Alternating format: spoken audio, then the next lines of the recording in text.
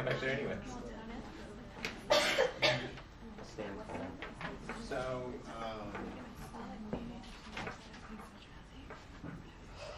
Ladies, let me know when you're ready. I'm ready. I think you gotta be standing over here in the middle.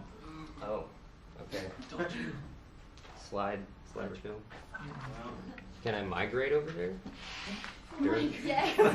you're gonna emigrate. That's awesome. You might lose your ability. Okay, ladies and gentlemen, let's put away our notes and everything like that. Except for Adam. Are we ready? Okay. Ladies and gentlemen, our first speaker is Jake Hutchison.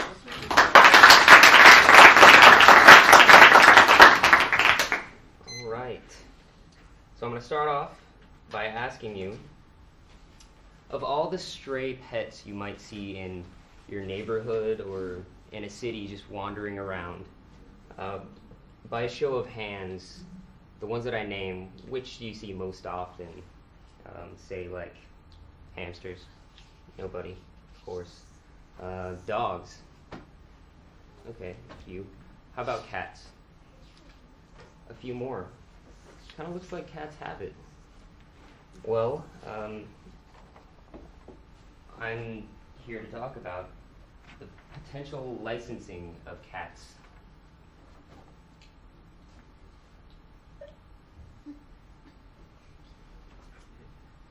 If you're like me and you've lived with different cats in various homes and environments, you may have noticed that the ones that you intended to remain indoors have a tendency to escape, despite your best efforts. You know, your best efforts are sometimes no match for their astounding agility and cunning. The cat is hilarious. This is a feral cat here. Not pretty. Hideous. So, pets do escape. It happens, and it's a difficult thing. It's hard enough that we as humans are cursed to outlive our animal friends, but you might agree that it's more difficult even to have a pet escape. Because during the time in which your pet is at large, that's the technical term for when your pet's not on your property and has no identification. During that time that it's gone,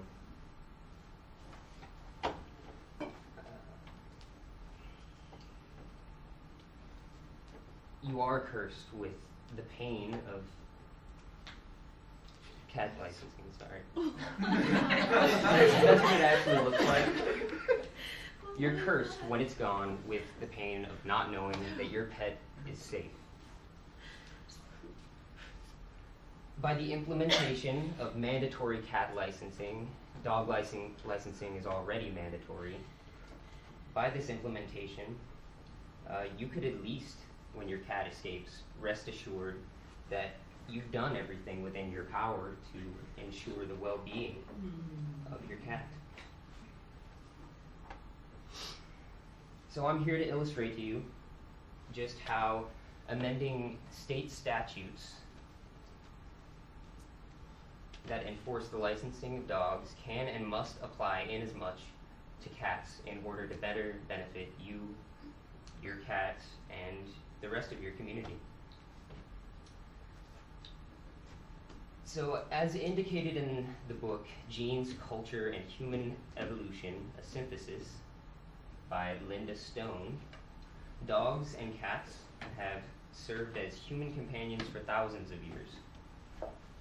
This was proven to be true upon the discovery of archaeological evidence suggesting that dogs were domesticated as early as 15,000 years ago. This is a gray wolf. They're not totally sure that that's the first dog that was domesticated.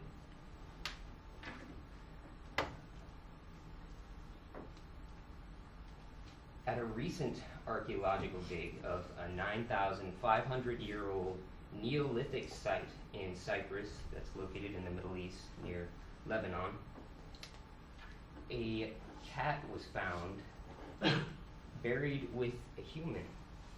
It's roughly 6 inches away from that human there.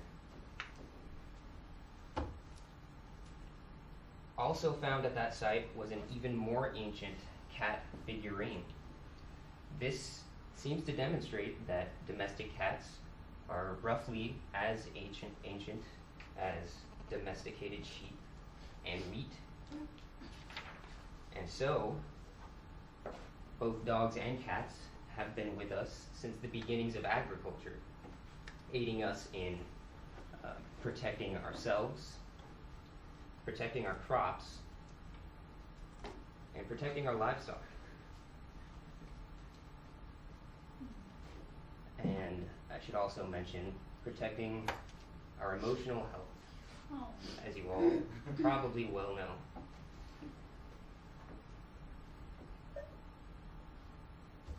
The American Pet Products Manufacturers Association, their National Pet Owners Survey, stated that there are approximately 77.5 million owned dogs in the United States and around 93.6 million owned cats. A large percentage of that cat population is sadly feral. So just as dog licensing encourages owners to acknowledge their dog's impact on their community and on their neighborhood, it would do just the same for cats. The Oregon Statute 609.030 states that every person keeping a dog that has a set of permanent canine teeth or is 6 months old, whichever comes first, shall procure a license for the dog. The license must be procured by paying a licensing fee. Cats, like dogs, also have sharp teeth and claws. You might say they have a collection of sharp objects. And they wouldn't hesitate to use these if they were cornered or frightened.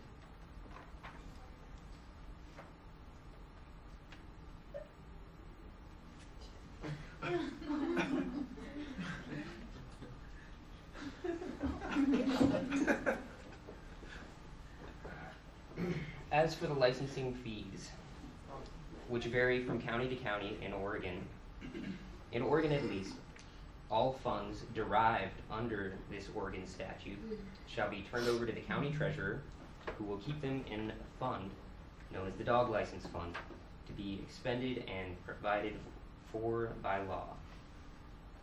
So there are many benefits to you and your pet by licensing it.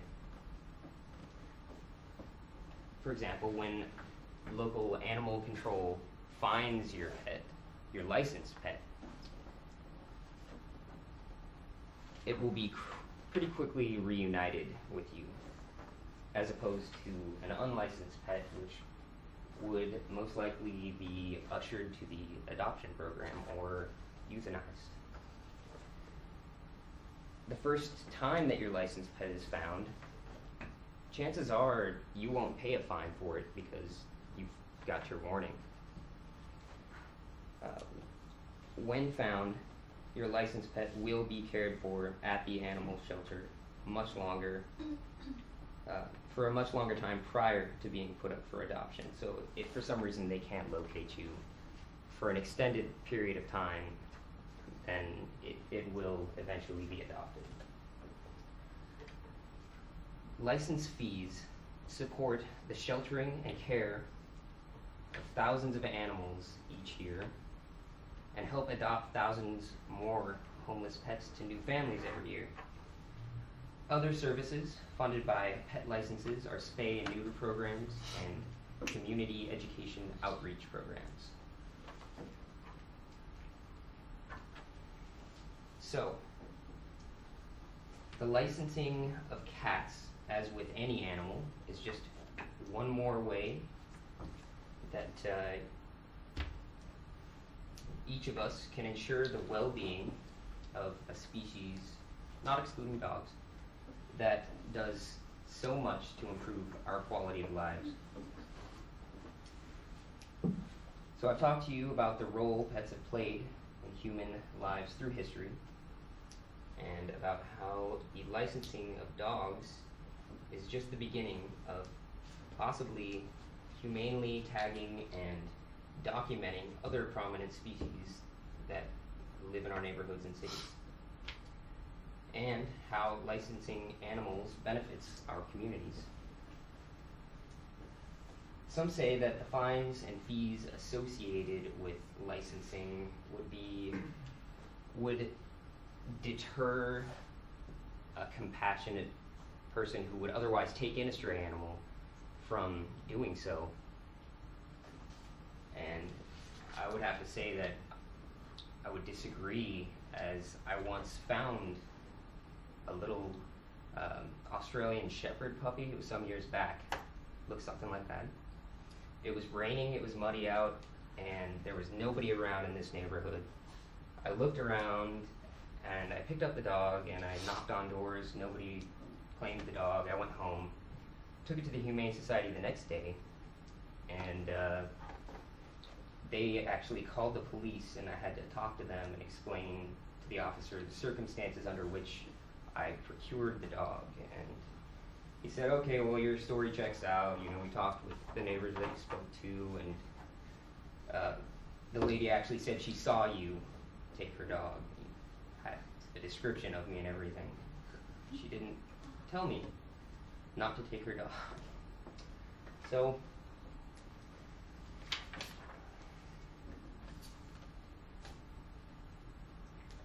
it seems to me that pets categorically fall somewhere between family and friends, probably closer to family.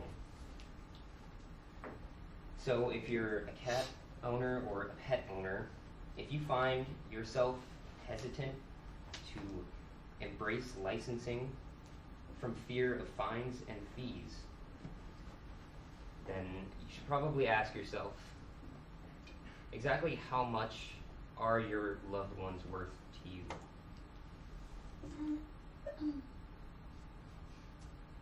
Thank you.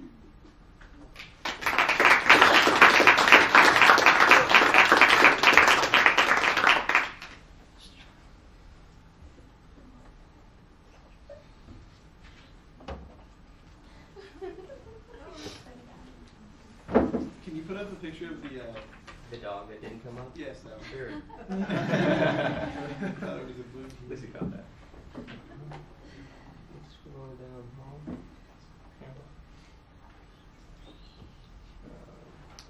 There you go. There he is. Maybe the cat license. Would you have left that behind? Yeah, I was Go thinking to the cat cat license. license. Would any of you have left that behind? No. Okay. So, any questions? Cat license. You want to see the cat license over there? Do you have any questions regarding this speech? Yeah. How much is it to license a cat? Or how much Like is I it to said, license a dog?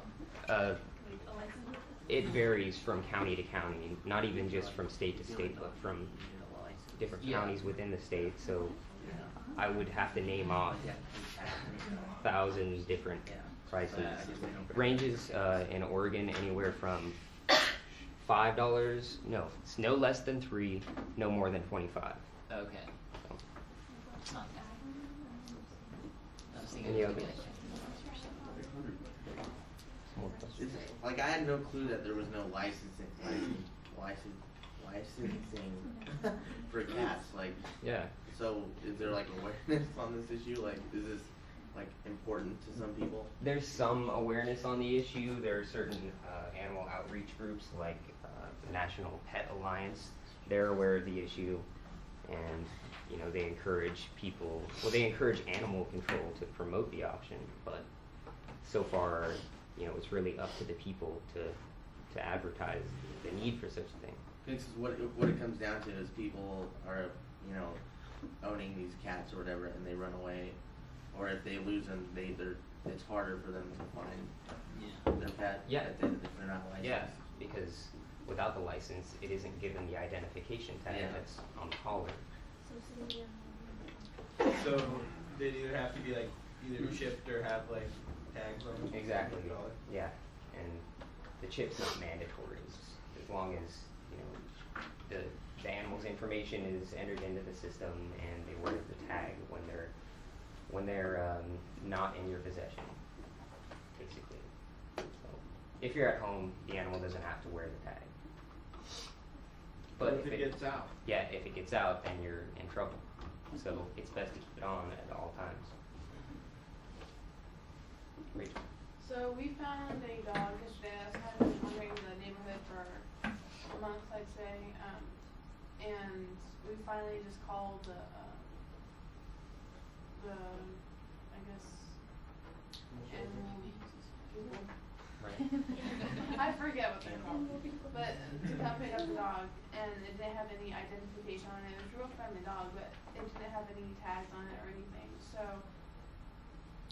would it be then go to the adopted status? Because we feel bad for the owner, we were trying to do the right thing by saying, okay, we looked for the owners and everything, but couldn't find them. Yeah, I mean, what Animal Control would want you to do is take it to the Humane Society, and if the owner is looking for it, then they will have already contacted the Humane Society with a full description of their animal. So if they're looking for it, then they'll tell you. Isn't there a law that says that if it's not your dog, even if it is running loose in the street, that by law you can't touch this dog? I did not know that. I was questioning, I was asking, like, did the cop explain that to you when he spoke to you? No, he didn't. Because I've heard that before. No, he didn't say anything about it. But you definitely run a risk by taking in any animal, but that's your risk. Any others? Do you own a cat yourself? Yeah. I've got 3 cats actually. I live with my family, so Yeah. 3 cats, 2 dogs, 2 doves. I'm a dog person. You got ducks? Doves. 2 Doves. doves. I'm a dog person too. I haven't had my own dog yet, so Yeah. I get a wolfhound, I think. Anyway. I had to get my dog licensed. I wasn't too happy about it because he was 12 years old at the time. It seemed to me pretty stupid to get a license for a 12-year-old dog, but I did it. And then the following year, I paid $19 for the license. And then the following year, they sent me a note saying I had to buy another license. Yeah, every What year. for? What for? Why do I have to do that? I mean, a lot of No, circumstances it's the with law, your but dog I think it's could have changed within that year. I mean, there's a lot of information about your dog, health things, maybe behavioral problems it's had in the neighborhood that need to be not true. updated. It doesn't have to be. Right, right. Isn't part of it to make sure it's got rabies vaccine and stuff? That's another thing, is that when you go in initially to get the license, and then every time thereafter, they're gonna remind you, like, oh, he needs to get his rabies vaccination. Did you pay it? Did you do it? I had to. They charged me. They were going to fine me. Just say that your dog Died? Yeah. Yeah, you can't do that. They'll send around an animal control person. Well, they wouldn't Find get out. enough, yeah. They might. You know, it seems to me, I can understand why we license dogs, but I really can't see why we should license cats. Because, you know, dogs, they come to you, you say, here boy, and the dog comes. You say, here boy, to the cat just looks at you. So that's why it should You go try and pick it up and it runs away, so what's the Yeah. point? Sometimes it depends on the cat. It also depends on the dog. Some dogs won't come when you call them to. I mean, they just have a more independent personality. All more dogs than when you call them cats. I would agree with that. Yeah. Wouldn't that make it say you wanted to license the cat? Because then you'd always be running away, so you would find them later. If your dog is already like a stray, it's not away, or would it be like, you know, like punting a football? I guess. So I guess. I don't know. A lot of cats. point out feral. Behind the cat. You know, And so walk upstairs. I don't see how licensing back is downstairs when they catch her. Come back. Well, with licensing, they will encourage that you get up-to-date vaccinations for the animal, and they'll also promote spaying and neutering your animal.